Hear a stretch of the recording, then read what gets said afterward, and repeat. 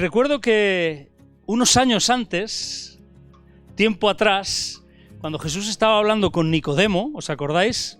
Una noche, porque Nicodemo tenía miedo de que lo vieran y fue de noche a hablar con Jesús.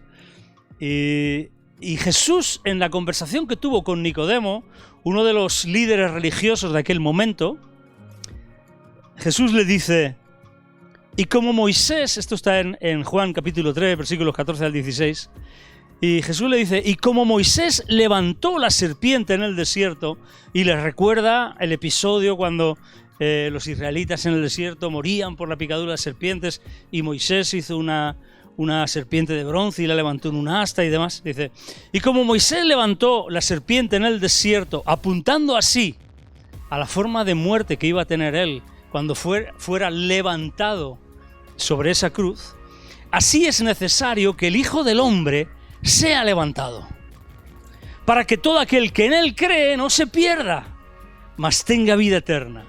Y entonces Jesús le dice, porque de tal manera, de esa forma tan maravillosa, tan inentendible, ininteligible para nosotros, de esa manera que no podemos llegar a comprender en su totalidad, de tal manera amó Dios al mundo, que ha dado a su Hijo unigénito, a Jesucristo, para que todo aquel que en él cree no se pierda, mas tenga vida eterna. Definitivamente Jesucristo sabía a lo que había venido. El Evangelio dice, a lo suyo vino, aunque los suyos no le recibieron. Jesucristo supo para qué había venido y estaba dispuesto a llevar a cabo aquello para lo que vino. Qué bueno que Jesús no se volvió atrás. Qué bueno que nada de lo que vivió, de la oposición que enfrentó, qué bueno que nada de lo que tuvo que enfrentar, qué bueno que ninguna de las tentaciones, qué bueno que nada de lo que sucedió, qué bueno que nada de lo que vio, qué bueno que nada de las decepciones que se pudo llevar por los religiosos, por los sacerdotes, por los fariseos, qué bueno que nada lo detuvo de seguir hacia adelante para cumplir su camino, para cumplir para hacer aquello a lo que él había venido. Por eso tantas y tantas veces Jesús les había dicho a sus discípulos y les había anunciado lo que iba a pasar y lo que él tenía que sufrir. Y fijaros, os voy a leer un montón de versículos de los evangelios de Mateo, de Marcos y de Lucas, donde Jesús les anuncia a sus discípulos a lo que él había venido y lo que le iba a acontecer. En Mateo 17, 22 y 23 Jesús les dice, el Hijo del Hombre será entregado en manos de hombres y le matarán, mas al tercer día resucitará. En Mateo 20, 18 le dice, el Hijo del Hombre será entregado a los principales sacerdotes y a los escribas y le condenarán a muerte. En Mateo 26, 2 Jesús les dice, sabéis que dentro de 2 días se celebra la Pascua y el Hijo del Hombre será entregado para ser crucificado. En Marcos 9:31 le dice, el Hijo del Hombre será entregado en manos de hombres y le matarán, pero después de muerto resucitará al tercer día. En Marcos 10, del 33 al 34 les dice, el Hijo del Hombre será entregado a los principales sacerdotes y a los escribas y le condenarán a muerte. Y le entregarán a los gentiles y le escarnecerán, le azotarán y escupirán en él y le matarán. Mas al tercer día resucitará. En Lucas 9:22, Jesús les dice, es necesario que el Hijo del Hombre padezca muchas cosas y sea desechado por los ancianos, por los principales sacerdotes y por los escribas, y que sea muerto y resucite al tercer día. Lucas 9:44, porque acontecerá que el Hijo del Hombre será entregado en manos de hombres. Lucas 18, 31, 33. Tomando Jesús a los 12 les dijo, he aquí, subimos a Jerusalén. Vamos para cumplir aquello para lo que he venido. Subimos a Jerusalén y se cumplirán todas las cosas escritas por los profetas acerca del Hijo del Hombre. Pues será entregado a los gentiles y será escarnecido y afrentado y escupido. Y después que le hayan azotado, le matarán. Mas al tercer día resucitará. Qué bueno que Jesús sabía todo esto pero a pesar de que sabía todo esto, se dirigió para cumplirlo. Él era el Cordero de Dios que quita el pecado del mundo.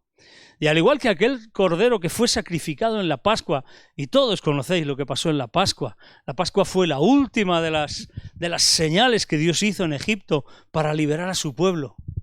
Y aquel cordero que fue sacrificado en cada casa de los judíos, de los hebreos, y esa sangre que fue puesta sobre los postes y el dintel de la puerta, y el ángel de la muerte pasó de largo. Qué bueno que Jesús, como Cordero de Dios, venía para ser sacrificado, para librarnos a ti y a mí de la muerte eterna, para darnos nueva vida, para darnos vida eterna, para darnos un futuro, una esperanza, para darnos una eternidad junto a Él. Así Jesús se dirigió a Jerusalén. Y hay quien dice que miércoles por la noche, y hay quien dice que jueves por la noche de aquella Semana Santa. Sería para verlo con detalle, para meternos ahí a profundizar. Pero hubo una noche, aquella noche en el huerto de Getsemaní, en Mateo 26, versículos del 38 al 39, Jesús les dice a sus discípulos: mi alma está muy triste, hasta la muerte. Quedaos aquí y velad conmigo, les dijo. Y yendo un poco adelante se postró sobre su rostro, orando y diciendo. Y ahí fijaros la tremenda lucha y el tremendo conflicto interno que tenía Jesús. Padre mío, si es posible, pase de mí esta copa, pero no sea como yo quiero, sino como tú. Hasta ese punto Jesús estaba dispuesto, pero hasta ese punto Jesús iba a sufrir, iba a padecer, iba a entregarse. En Lucas 22, 42 a 44, este mismo relato, Lucas, que sabéis que era Pablo lo define como el médico amado. Sabéis que Lucas era médico de profesión. Y Lucas define este mismo momento puntual, esa noche en Getsemaní. Decía: Padre, si quieres, pasa de mí esta copa, pero no se haga mi voluntad sino la tuya. Y Lucas dice: y se le apareció un ángel del cielo para fortalecerle. Si se le apareció un ángel del cielo para fortalecer a Jesús, ¿por qué será? ¿Sería porque estaba sobrado de fuerzas? ¿O sería porque realmente necesitaba ser fortalecido? Y se le apareció un ángel del cielo para fortalecerle. Y estando en agonía, ¿habéis estado en agonía alguna vez? Hay veces que esa angustia tan profunda que te hace un nudo en el pecho que no te deja respirar. Estando en agonía, oraba más intensamente. Bueno, esta es una clave, para cuando estemos en agonía. Lo que tenemos que hacer es orar más intensamente. No dejar que la agonía nos venza. Estando en agonía, oraba más intensamente. Y fijaros, Lucas, que era médico, cómo lo describe. Y era su sudor como grandes gotas de sangre que caían hasta la tierra. Hasta ese punto llegaba su agonía, y hasta ese punto llegaba su angustia, y hasta ese punto llegaba su dolor, y hasta ese punto él oraba más intensamente: ¡Padre! Si quieres, pase de mí esta copa. Padre, pero no se haga como yo quiero. Padre, que se haga como tú quieres. Padre, que se cumpla tu voluntad. En completa agonía: ¡Padre! más intensamente, más intensamente, más intensamente, entregado y consagrado a la labor que había venido a hacer. Y más intensamente dispuesto a beber esa copa. ¿Qué tenía esa copa que Jesús iba a beber? ¿Qué contenía esa copa que Jesús iba a beber? Tan amarga, tan dolorosa. ¿Qué contenía esa copa? ¿El sufrimiento en la cruz? Sí, vale. También los ladrones iban a sufrir en la cruz. Era el sufrimiento de muchos que eran castigados por el Imperio Romano. El sufrimiento en la cruz no era lo único que contenía esa copa. ¿Qué contenía esa copa tan amargo que Jesús tenía que beber? ¿Sabes qué es lo que tenía esa copa? Tenía mi pecado y tenía tu pecado. Tenía mi pecado, tenía tu pecado. Tenía el pecado de todos nosotros. Y eso era tan profundamente amargo para aquel que no había conocido pecado, que lo llevaba hasta la agonía máxima,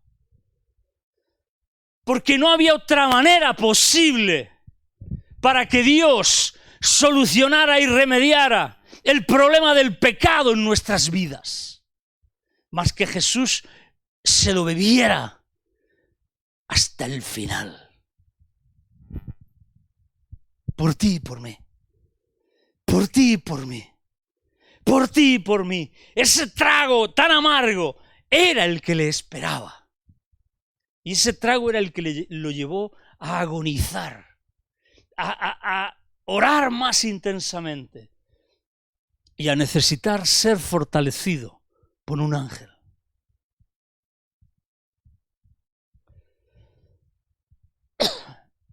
Y justo cuando terminaba de orar, y mientras hablaba con sus discípulos, en ese instante, en ese momento, apareció Judas, con un montón de gente, con sacerdotes, escribas, con los guardias del templo. Apareció allí y se acercó y, ¿sabéis?, lo besó, porque él había acordado previamente que así lo iba a identificar delante de todos ellos para que ellos le apresaran. Y Jesús fue apresado. Y Jesús fue conducido a la casa del sumo sacerdote. Y Jesús se convirtió en la marioneta de ellos. Jesús fue llevado ante Anás, Jesús fue llevado ante Caifás, Jesús fue llevado delante del Sanedrín, delante del Consejo de los Judíos, Jesús fue llevado delante de Pilato, Jesús fue llevado delante de Herodes, Jesús fue llevado otra vez delante de Pilato, Jesús fue llevado delante de toda Jerusalén, de toda la ciudad, de todo el pueblo, y Jesús fue llevado delante de todo el mundo, crucificado en una cruz. Muerto y sepultado, crucificado. Esto sería como cuando termina una película y pone, antiguamente en las películas cuando terminaban ponía fin, o las que eran americanas ponía the end. Fin, final, fin. ¿De verdad fin? ¿De verdad este es el fin? ¿De verdad la misión de Jesús estaba condenada al fracaso? ¿Todo ha terminado así? ¿De verdad todo ha terminado así? Poneros en la piel de los discípulos. ¿De verdad todo ha terminado así? Estos 3 años y medio tan maravillosos, ¿terminan así? ¿Con el maestro enterrado en esa tumba? ¿Terminan así, habiendo sido crucificado? ¿Terminan así? Jesús de Nazaret, Jesucristo, el que habíamos declarado que era el Señor, el Hijo de Dios, el rabí, el maestro que resucitó a aquel hijo único de aquella mujer, de ese pueblo llamado Naín, que pudo resucitarlo y levantarlo de la muerte, el que resucitó a la hija de Jairo Conocemos a Jairo, era uno de los principales de la sinagoga, el que resucitó a su amigo Lázaro de Betania después de 4 días de muerto.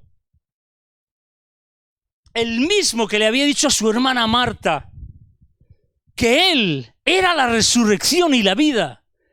Y si alguno cree en mí, aunque esté muerto, vivirá. Terminaba así. Ese Jesús ahora yacía sepultado en esa tumba que había comprado José de Arimatea. Así que si esto no es el fin, dime tú a mí, ¿qué es el fin? ¿Qué puede ser el fin si esto no es el fin?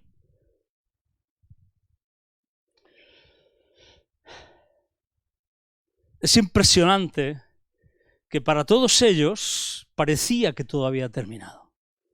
Que todos ellos creyeron que todo había terminado. Que las mujeres creyeron que todo había terminado. Que los hombres creyeron que todo había terminado.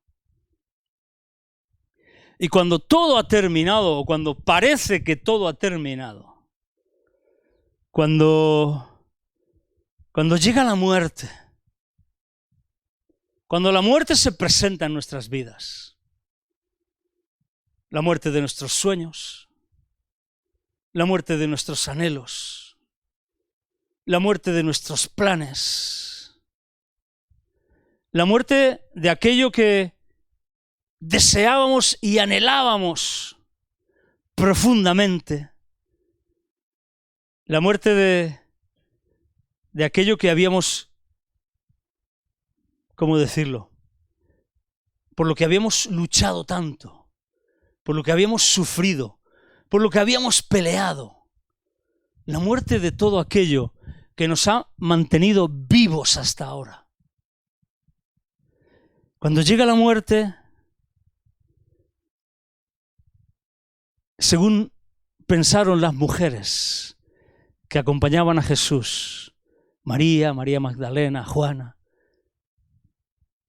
lo mejor es tratar de tapar sus fuertes olores y sinsabores con ungüentos compuestos de especias aromáticas.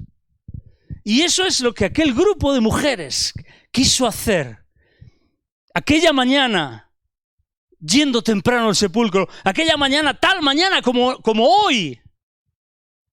Lo que quiso hacer es tapar los olores de la muerte. Pero Jesucristo ya había sido ungido. Porque ya iba una enseñanza para nosotros los que creemos en la unción. Porque la unción no es para brillar. La unción no es para tener un gran ministerio. La unción es para morir. Jesucristo fue ungido para su sepultura. Esa misma semana, por María en Betania. Pero esas mujeres fueron a ungir el cuerpo del Señor. Iban pensando, ¿quién nos va a mover la piedra? ¿Quién nos va a abrir ese sepulcro? Porque ponían un piedrote gordo. Y ellas no podían. ¿Cuántas veces hacemos nosotros lo mismo? Cuando Dios no actúa como pensamos. Cuando nuestra esperanza desaparece, se desvanece. Cuando nuestros sueños se evaporan. Cuando aquello que nos ha mantenido vivos, aquello por lo que habíamos decidido y habíamos pensado que valía la pena vivir, se nos escapa entre las manos como si fuera agua. Cogemos esos y preparamos esos ungüentos aromáticos, llenos de excusas, de decisiones equivocadas, de lamentos, para intentar ungir eso que ha muerto, o eso que parece que ha muerto, para intentar camuflar nuestra decepción y para tapar con ellas las áreas que han muerto en nosotros, en lugar de perseverar y fortalecernos en la fe. Esta es una llamada para todos nosotros. Necesitamos perseverar y fortalecernos en la fe, a pesar de que muera la razón de nuestra vida. Ya no sueños, ya no una circunstancia especial, ya no ya no un propósito, ya no un trabajo, la salud, ya no algo que pueda ser una pérdida importante, sino a pesar de que muera la razón de nuestra vida, necesitamos perseverar y fortalecernos en fe. Y qué bueno que esas mujeres pues se decidieron a ir esa mañana al sepulcro. Y esto está en Marcos capítulo 16, versículos del 1 al 7, que sí que quiero que lo leamos. Marcos 16 del 1 al 7. Porque la vida con mayúsculas les salió al encuentro. Ellas iban a tapar los olores de la muerte con esas especias aromáticas, con ese ungüento, esos aloes, esa mirra. Pero la vida les salió al encuentro.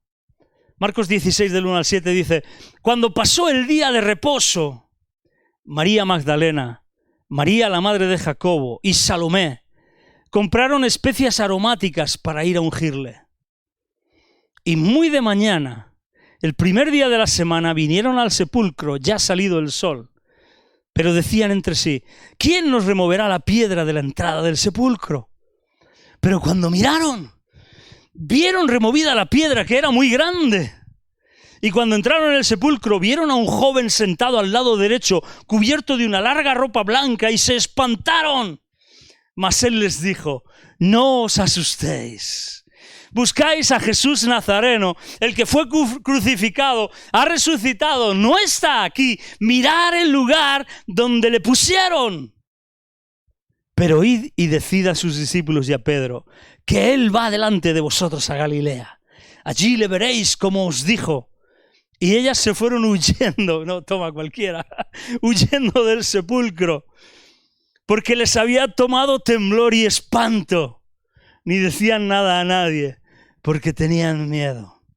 La vida les sorprendió, porque Él vive, porque no hay poder suficiente en la muerte, en el infierno, que pueda sujetar la vida de Jesucristo. ¡Aleluya! Porque Él vive, porque Él vive. Cuando llegaron al sepulcro se lo encontraron con la piedra quitada y vacía, y ese ángel les dijo: ¿por qué buscáis entre los muertos al que vive? No está aquí, sino que ha resucitado, como dijo. Y es muy interesante que los relatos de este hecho en los evangelios de Mateo y de Marcos nos muestran que el ángel les dice: id a Galilea. Les da directrices para que se vayan a Galilea, para que tengan un encuentro con Jesús en Galilea. Jesucristo quería verlos en Galilea, quería verlos en su terreno, en un terreno neutral, no en Jerusalén donde había ocurrido todo. Quería que fueran a Galilea. Allí Él se encontraría con ellos. Sin embargo, los relatos de los evangelios de Lucas y de Juan, luego podéis leerlos tranquilamente, nos dicen que ese mismo día Jesús se apareció a ellos por la noche. Ellos estaban todos juntos, estaban en el aposento alto, y estaban todos juntos, y Jesús les apareció. Y bueno, fue tremendo, porque claro, le vieron resucitado. Fue impresionante, imaginaros, fue realmente impresionante. O sea, fueron sus corazones fortalecidos, confortados, avivados, fue tremendo. Pero también nos dice el Evangelio que Tomás no estaba ahí. ¿Os acordáis de esto, no? Y que cuando se lo dicen a Tomás, Tomás dice: yo esto no me lo puedo creer. Yo para creerme esto tengo que meter mis dedos en el agujero de sus clavos y en el costado, en el agujero donde la lanza le alanceó en el costado de Jesús. Yo si no, no me lo puedo creer esto. Y la Biblia nos enseña, el Evangelio nos enseña, paradójicamente, y esto es interesantísimo que lo tengamos en cuenta, que 8 días después Jesús se aparece de nuevo a los discípulos y ya Tomás estaba con ellos. Y en ese encuentro Jesús le dice a Tomás: Tomás, hombre, no seas incrédulo, sé creyente. Ven aquí, mete tus manos, mete tus dedos. Pon tu mano en mi costado. Y Tomás, lógicamente, cree y se arrodilla y le dice: Señor mío y Dios mío. Y Jesús le dice: bienaventurados los que sin ver creyeron. ¿Os acordáis de esto, verdad? Pero al punto a donde yo quiero llegar es, ¿no les había dicho Jesús que fueran a Galilea? Está bien que esa misma noche a lo mejor se quedaron allí y dijeron, no nos vamos a ir de aquí. Y esa misma noche Él se apareció allí en Jerusalén. ¿Pero qué hacían 8 días después todavía en Jerusalén? ¿No les había dicho Jesús que fueran a Galilea? ¿Qué hacían allí? ¿Por qué estaban ahí todavía? Yo pienso que porque aún estaban atados a la idea de que Él se había ido. Sí, lo habían visto resucitado, sí, pero se había ido, no estaba con ellos. Si hubiera quedado con ellos resucitado, hubiera sido otra cosa. Lo hubieran resucitado, pero de nuevo se marchó. Y todavía seguían con esa idea de que posiblemente, bueno, no sabían qué hacer. Todo se había acabado. Todavía seguían profundamente decepcionados y deprimidos, terriblemente afectados por los últimos acontecimientos, paralizados e incapaces de seguir adelante. Y resulta prácticamente increíble que fuera así, porque había resucitado y lo habían visto resucitado. ¿Qué pasaría si nosotros le hubiéramos resucitado?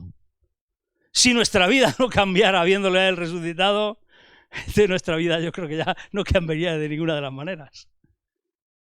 Ellos le habían visto resucitado. Y resulta prácticamente increíble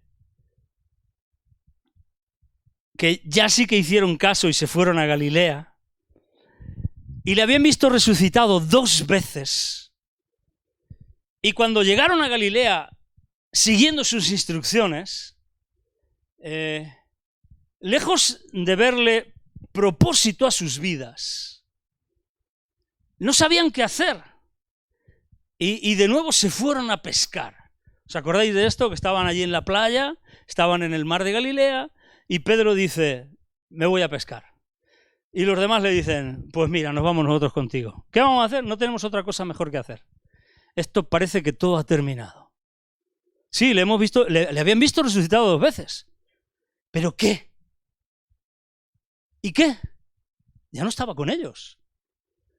Sí les había dicho antes, id por todo el mundo, predicar, todo, pero les faltaba fuelle, les faltaba algo.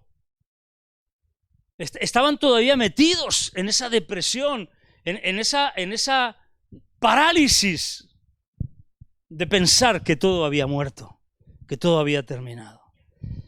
Seguían desubicados y decepcionados. Y si queréis leerlo, eso está en Juan capítulo 21.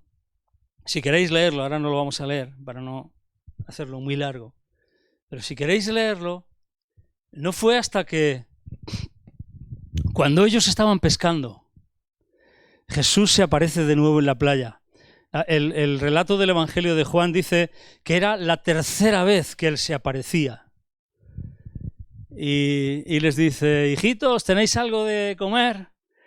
Y le dijeron que no habían pescado nada. Y Él le dice, echad la red a la derecha y hallaréis. ¿Os acordáis? Hemos hablado de esto, de la pesca milagrosa.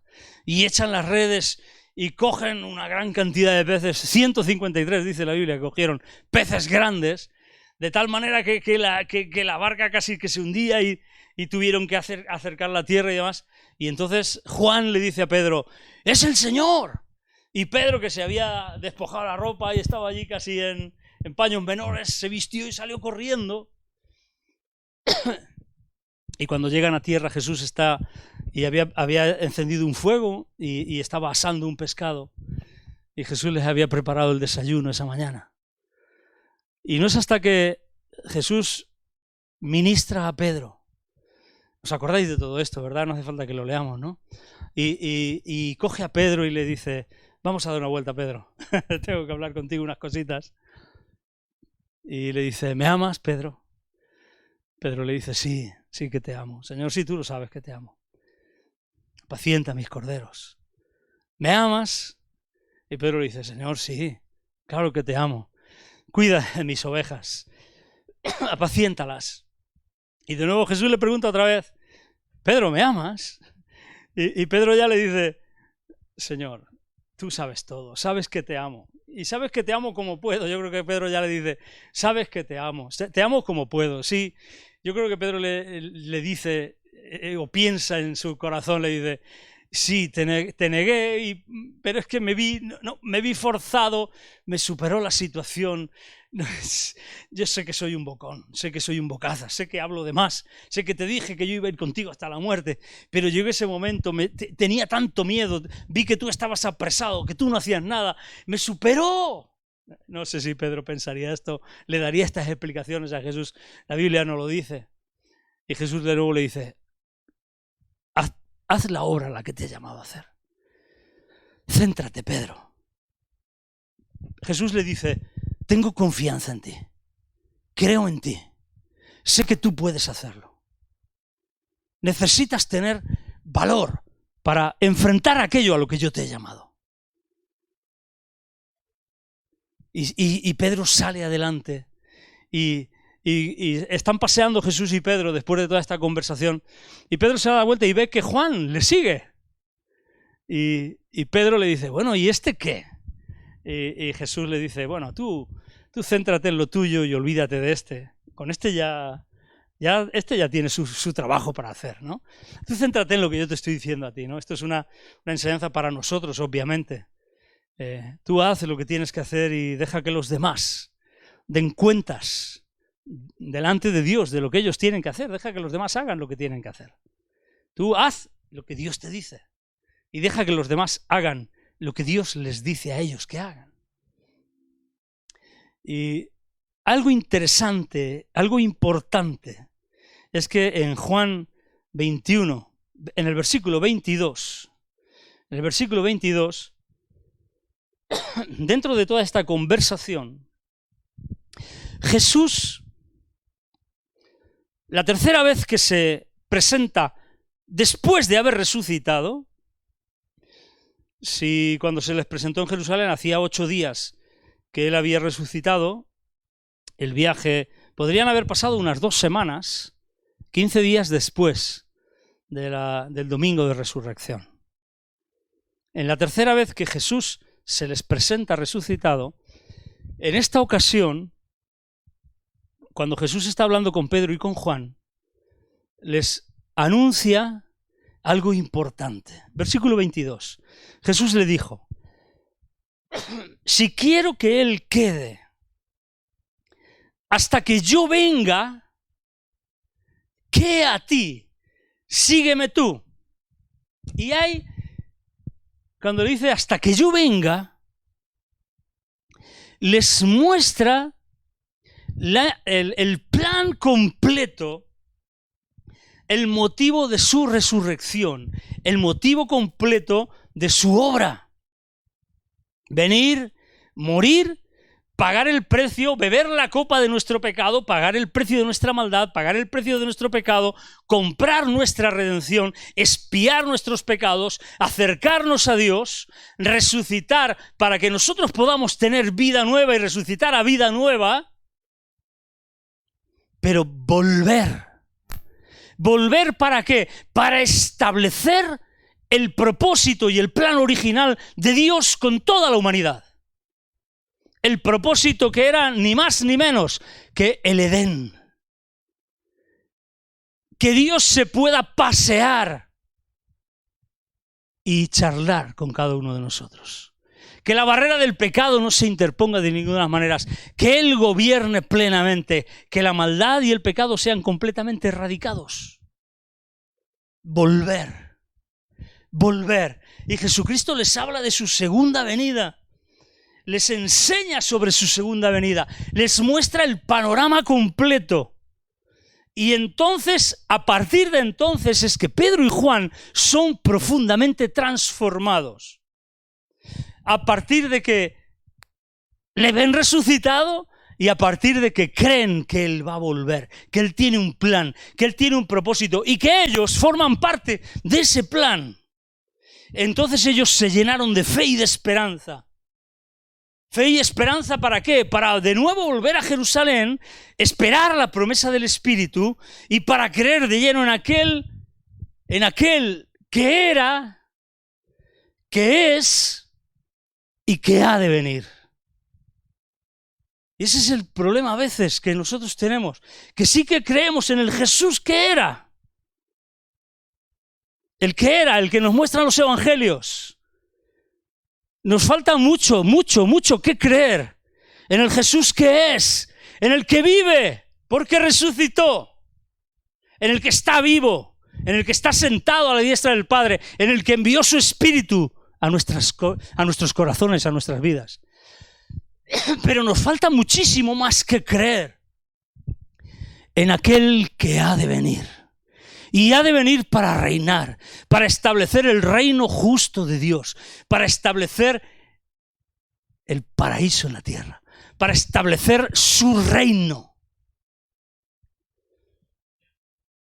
Y Jesús le dice a Pedro, si yo quiero que él quede hasta que yo venga, y dice la Biblia que entonces pensaron que Juan no se iba a morir hasta la segunda venida de Jesús. Pero el propio Juan, que escribe el Evangelio, dijo, pero no, él no le dijo que no iba a morir. Él le dijo, tengo algo preparado para Juan, que va a ser impresionante. Que va a ser impresionante. Para ti, Pedro, tengo preparado que tú pastorees a mis rebaños, a mi pueblo, que tú te muevas, que tú abras la puerta del Evangelio, que la abrió al mundo judío y al mundo gentil. Aunque luego Pablo predicó a los gentiles, pero fue Pedro el que abrió la puerta del Evangelio a los gentiles en casa de Cornelio. Pero para Juan tenía algo preparado. ¿Y qué es lo que tenía preparado para Juan? Y esto es alucinante porque en Apocalipsis capítulo 1, y este también lo vamos a leer, Apocalipsis capítulo 1, versículos del 4 al 18, Juan nos muestra que él había quedado para mostrar a aquel que había de venir. Si yo quiero que él quede hasta que yo venga. Apocalipsis 1 del 4 al 18. Dice Juan a las 7 iglesias que están en Asia. Gracia y paz a vosotros del que es, del que era y del que ha de venir. Y ahí vemos la faceta futura de Jesucristo. Porque todo no termina aquí. Porque hay un futuro con Dios. Y de los 7 espíritus que están delante de su trono y de Jesucristo el testigo fiel, el primogénito de los muertos, el primer hijo de los muertos que han resucitado y han vencido a la muerte. Y el primogénito nos habla de que es el primero. Como dice Pablo en 1 Corintios 15, Él las primicias, nosotros después. El primogénito de los muertos y el soberano de los reyes de la tierra, al que nos amó y nos lavó de nuestros pecados con su sangre y nos hizo reyes y sacerdotes para Dios su Padre. A Él sea gloria e imperio por los siglos de los siglos. Amén. Y fijaros, Juan dice, versículo 7, he aquí que viene con las nubes y todo ojo le verá y los que le traspasaron. Y todos los linajes de la tierra harán lamentación por él. Sí, amén. Y Jesús dice, yo soy el alfa y la omega, principio y fin, dice el Señor, el que es, que era y que ha de venir, el Todopoderoso. Yo, Juan, vuestro hermano y copartícipe vuestro en la tribulación, en el reino y en la paciencia de Jesucristo, estaba en la isla llamada Patmos por causa de la palabra de Dios y el testimonio de Jesucristo. Juan estaba desterrado, había sido desterrado, exiliado en la isla de Patmos por ser creyente y lo habían castigado de esta manera, dejándolo solo y llevándolo a la isla. Y bueno, pues allí estaba siendo hay estudiosos bíblicos que dicen que estaba siendo obligado a trabajos forzados, estaba en una especie de semi-esclavitud, etcétera, etcétera. Y Juan dice, versículo 10, yo estaba en el Espíritu en el día del Señor. Y esta es una de las primeras veces que sale en la Biblia el día del Señor, el domingo, Dominus Dei, el día del Señor. Yo estaba en el Espíritu y detrás de mí oí una gran voz como de trompeta que decía, Juan estaba orando, estaba buscando a Dios, estaba buscando esa comunión con Dios y a pesar de las circunstancias, esto es un reto, a pesar de las circunstancias que vivamos, no dejemos de buscar la presencia de Dios. Y oí una gran voz como de trompeta que decía, yo soy el Alfa y la Omega, el primero y el último. Escribe en un libro lo que ves y envíalo a las 7 iglesias que están en Asia, a Éfeso, Esmirna, Pérgamo, Tiatira, Sardis, Filadelfia y la Odisea. Por ende, a todas las iglesias, porque nos ha llegado hasta nosotros. Y me volví para ver la voz que hablaba conmigo. Y esta es la visión que Juan tuvo del resucitado, del Jesús que ha de venir. Y vuelto vi 7 candeleros de oro. Y en medio de los 7 candeleros a uno semejante al Hijo del Hombre, vestido de una ropa que llegaba hasta los pies y ceñido por el pecho con un cinto de oro. Esas vestiduras, los estudiosos bíblicos dicen que corresponde al sumo sacerdote. Pero además esas vestiduras, los estudiosos bíblicos dicen que corresponde a un rey, porque la palabra usada es el manto real. Y además los estudiosos bíblicos dicen que esas vestiduras corresponden al manto de un profeta, mostrándonos así el triple ministerio de Jesucristo. Sacerdote, rey y profeta, en favor nuestro. Y de una ropa que llegaba hasta los pies y ceñido por el pecho con un cinto de oro. Su cabeza y sus cabellos eran blancos como blanca lana, como nieve, sus ojos como llama de fuego, y sus pies semejantes al bronce bruñido y refulgente como en un horno, y su voz como estruendo de muchas aguas. Tenía en su diestra 7 estrellas, de su boca salía una espada aguda de 2 filos, y su rostro era como el sol cuando resplandece en su fuerza. Cuando le vi caí como muerto a sus pies, y él puso su diestra sobre mí diciéndome, no temas. Yo soy el primero y el último, y el que vivo y estuve muerto, mas he aquí que vivo por los siglos de los siglos. Amén. Y tengo las llaves de la muerte y del Hades. Y ese es el resucitado. Ese es el que ha de venir. Ese es el que completa el plan de Dios para nuestras vidas. Ese es el que llenó de esperanza. Ahí tenemos la descripción de aquel que sería mostrado a Juan. Olvidémonos ya de la idea ñoña, romántica, de ese Jesús rubio, con ojos azules, que nos pintan las películas de Hollywood. Con barba, con el pelo largo. Este es Jesús. Este es el verdadero Jesús. Este es el resucitado. Este es el que resucitó y volverá. Este es Jesús. Definitivamente la resurrección de Jesucristo fue para nuestra justificación. He hecho un pequeño resumen de lo que significa y representa la resurrección de Jesús en base a la Biblia, en base a la palabra, en base a las enseñanzas de las cartas de Pablo. En Romanos 4:25 nos enseña que la resurrección de Jesús fue para nuestra justificación. Romanos 6:4, para que andemos en vida nueva, para que seamos suyos y llevemos fruto para Dios. Romanos 7:4, para que sepamos que a nosotros también nos resucitará y nos presentará ante Él. 2 Corintios 4:14, para que vivamos para Él. 2 Corintios 5:15, para mostrar en los siglos venideros las abundantes riquezas de su gracia en su bondad para con nosotros en Cristo Jesús. Efesios 2:6-7, para esperarle de los cielos y ser librados de la ira venidera. 1 Tesalonicenses 1:10, para renacer a una esperanza viva. 1 Pedro 1:21, y para que nuestra fe y esperanza sean en Dios. 1 Pedro 1:21. Esto y mucho más, pero esto representa la resurrección de Jesucristo. Que Él esté vivo, que Él haya resucitado, representa todo esto para ti y para mí. ¡Wow! Es tremendo, ¿eh? Es tremendo, es poderoso. Qué importante es su resurrección. Qué importantísima es su resurrección. Y termino leyendo unos versículos de Primera de Tesalonicenses, capítulo 4, del 13 al 18. Dice, tampoco queremos, hermanos, que ignoréis acerca de los que duermen, es decir, de muchos que ya han fallecido, han muerto, para que no os entristezcáis como los otros que no tienen esperanza. Tenemos una esperanza.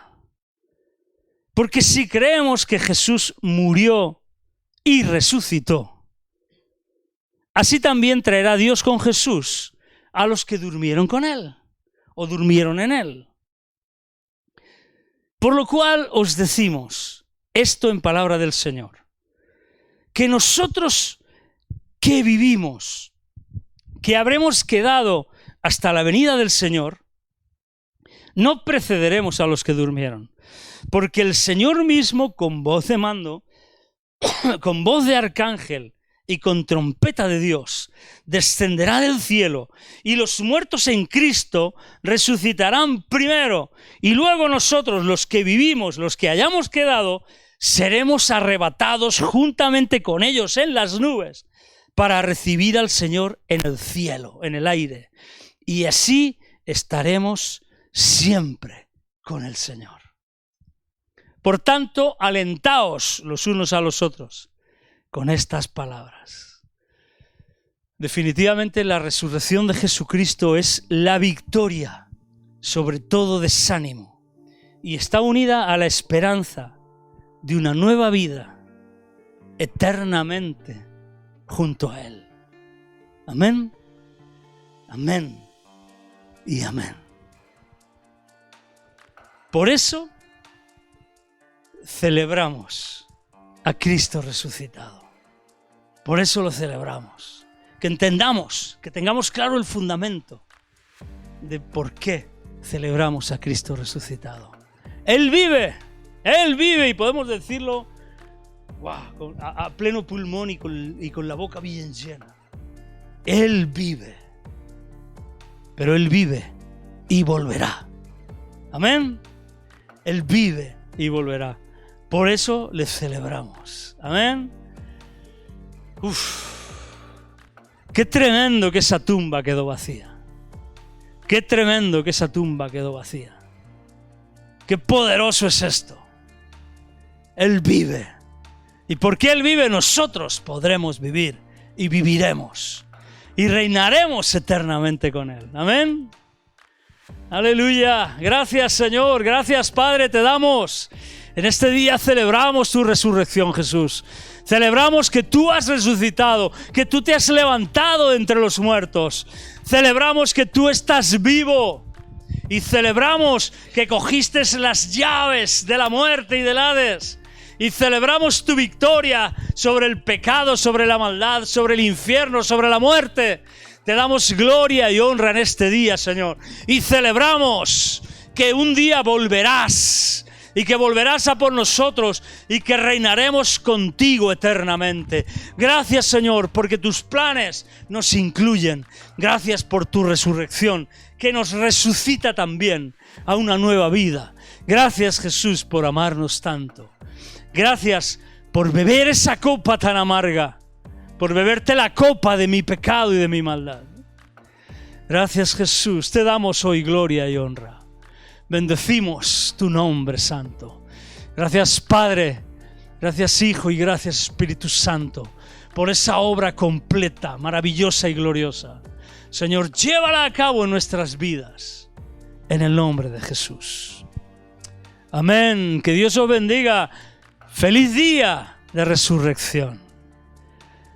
Celebrad que Jesucristo ha resucitado. Amén. Buena semana. Dios os bendiga.